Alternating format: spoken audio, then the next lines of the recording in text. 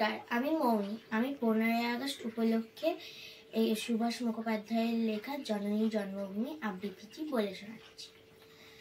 আমি ভীষণ ভালোবাসতাম আমার মাকে। কখনো মুখ ফুটে বলিনি টিফিনের পয়সা বাঁচিয়ে।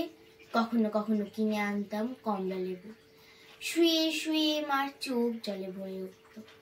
আমার ভালোবাসার কথা মাকে কখনো আমি মুখ ফুটে বলতে পারিনি। হে দেশ, হে আমার জননী, কেমন করে তোমাকে আমি বলি যে মাটিতে ভর দিয়ে আমি উঠে দাঁড়িয়েছি।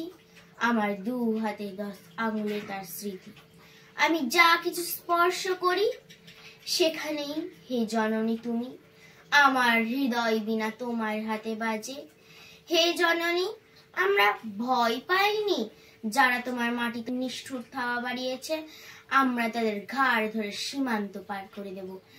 আমরা জীবনকে নিজের মতো করে সাজাচ্ছিলাম, আমরা সাজাতে থাকবো। হে জননী, আমরা ভয় পাইনি যজ্ঞে বিঘ্ন ঘটেছে বলে। আমরা বিরক্ত, মুখ বন্ধ করে অক্লান্ত হাতে হে জননী আমরা ভালোবাসার কথা বলে যাব। নমস্কার।